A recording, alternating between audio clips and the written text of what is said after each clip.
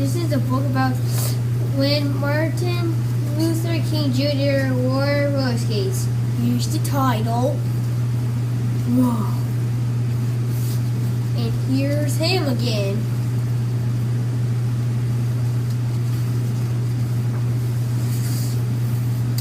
When Martin Luther King Jr. was 8 years old, a woman in a department store lunged at him and slapped him. "You stepped on my foot," she yelled. Martin didn't know the angry white woman standing in front of him, but he stayed calm, and although he was shocked and simply walked away. Martin was a child who learned to overcome difficulties without violence, like his mother. He was gentle and caring like his father. He was determined and fearless. Martin drew on these childhood traits as he grew. He became a leader and admired by millions of people around the world. And here's him. And here's Martin. He's the little boy, and this is the rude old lady that hit him. Okay, next page.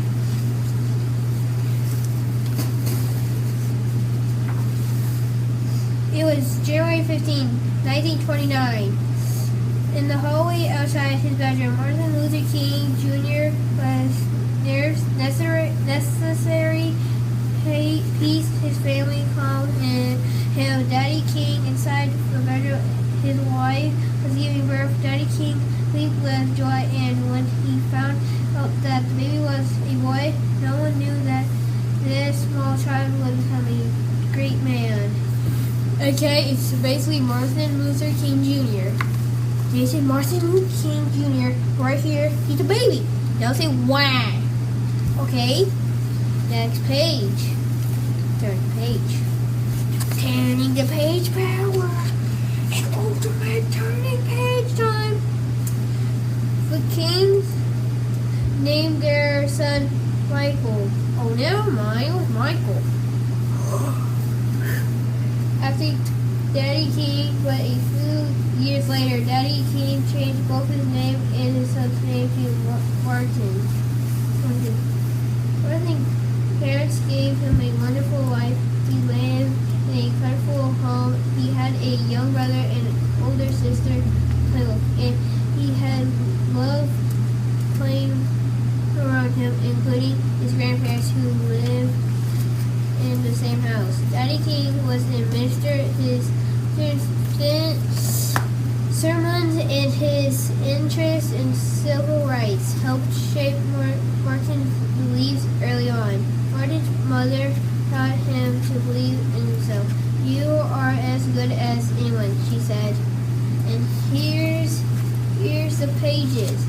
Here's the King family. Yes, that's their last name. And here's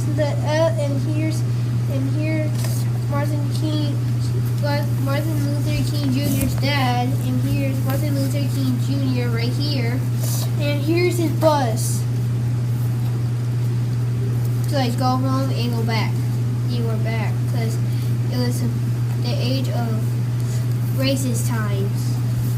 Let's go back.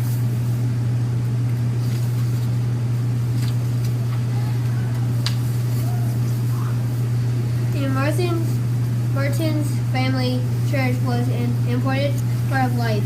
Once his father hosted a guest preacher from Richmond, the man talked to folks about joining the church. Martin's sister was the first one to sign up. When he saw her joining up, little Martin decided to join too.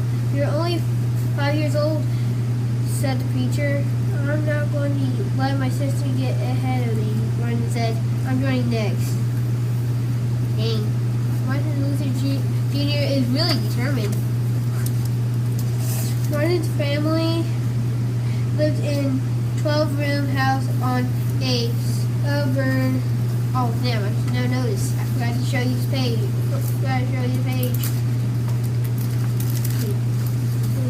Restart. Here's the page. Yeah.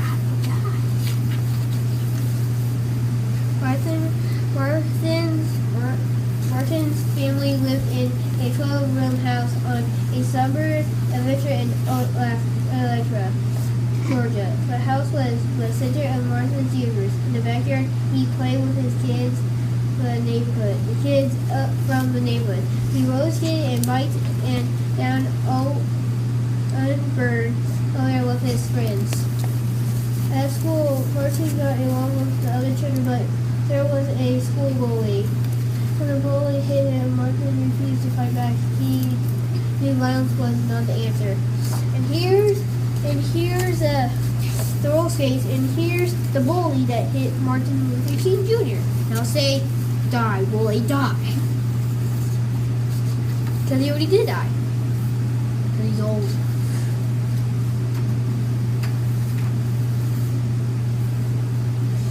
Martin's brother was named Alfred Daniel, but everyone called him D.A.D. And Martin loved to run and play. They played football and baseball, and he played basketball at the fire station near their house. Because of it, bicycles distraction. No black man or woman worked there, but at the station, kids of different races all play together. And here's the two firemen in the fire truck show. When your fires are burning down, when your house is burning down, call these people. They know what to do. And here's the little kitties. They're not ghosts. If you say they're ghosts, you got to be kidding me. Every evening, the King sat down to eat dinner together. Martin's family insisted that no one eat until he got home. When Daddy King got home late, the kids were starving, but still they couldn't eat first. They had to recite a Bible verse. The boys were smart. The verse they often heard were just two words: Jesus wept. It was the shortest verse in the Bible. Sam Martin with a grin. Dang, the boys are smart. And here's them praying. Now, pray because that's going to be good because you want to go do somewhere else.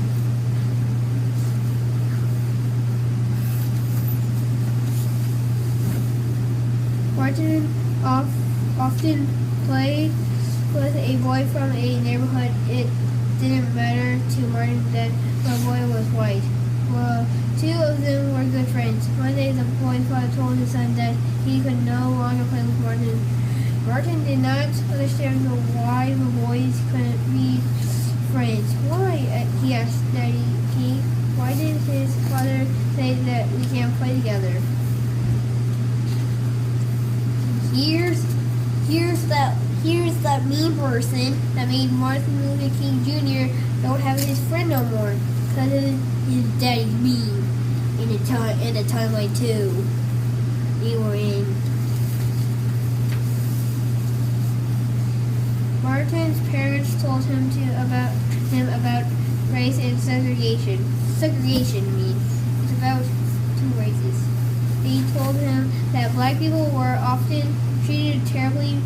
Martin was shocked. He decided he should hate white people. You should not hate white men. It's your duty as a Christian to love them, said his parents. Martin had a hard time understanding this. How can I love a race of people who hate me and who are responsible for breaking me up with one of my best childhood friends? He asked. You must try, said his mother. One day, I will change things, said Martin. One day, I'm going to turn this world upside down. And he did! Now say, yay! And now that's why you have friends. And here's the page. It's really a page turner now. Well, there's potatoes? Martin was determined. He felt everyone he experienced disaffection because of the color of his skin. When he was 14 years old, Martin traveled on a bus with a teacher to the speech contest. On the way home, Martin and his teacher were forced out of their seats so White could take them. It was a 90-mile, 4 or 5-kilometer trip. Martin and his teacher stood for 3 hours on that ride home.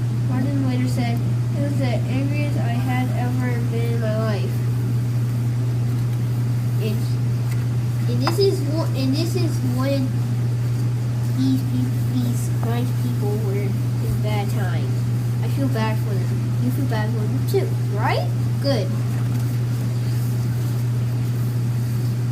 Yes, this is the page again. I'm going to show it to you closer. You like it?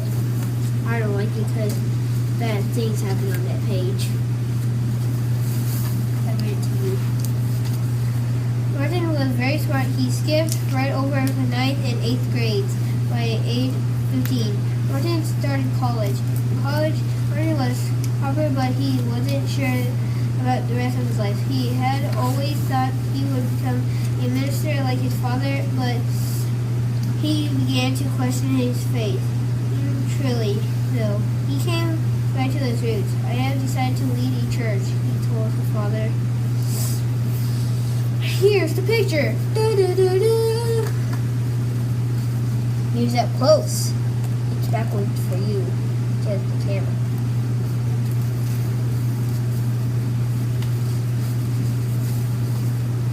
By the time Martin was 25 years old, he had earned a doctoral degree. He married Clara Scott. Like Martin, she believed in the importance of peace.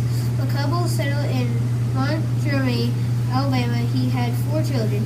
Martin's parents were proud when he became a pastor of the Dulles Adventist Church. His father, Daddy King, was especially happy because he was one too. And here's the page. This is Martin Luther King Jr. Here's his family. Say yay. Good, you did it.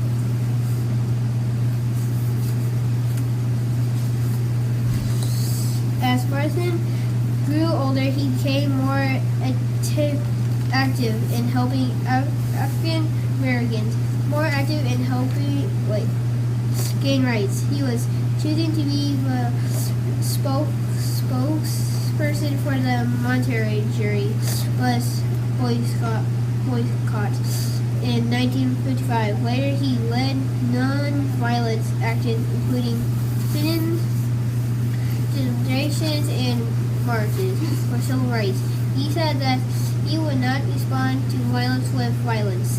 Martin gave some of the most memorable speeches in American history. In 1963, he gave his famous "I Have a Dream" speech before 1,000 people in Washington, D.C.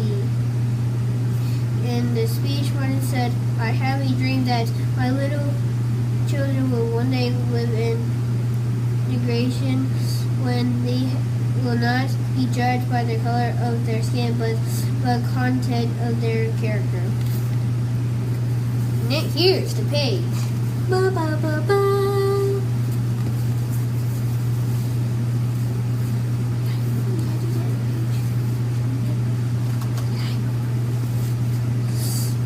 Afterward,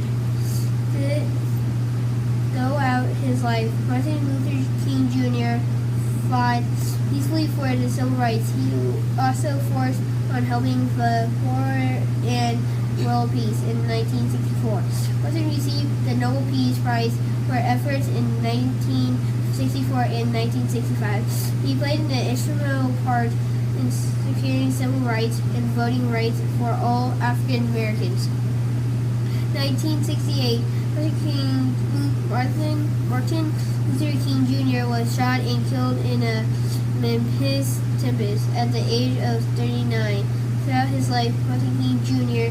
held tight to the traits he developed as a young boy: gentleness, caring, fearless, and determination. By standing true to himself, become a great American leader. And this is a great man that got shot.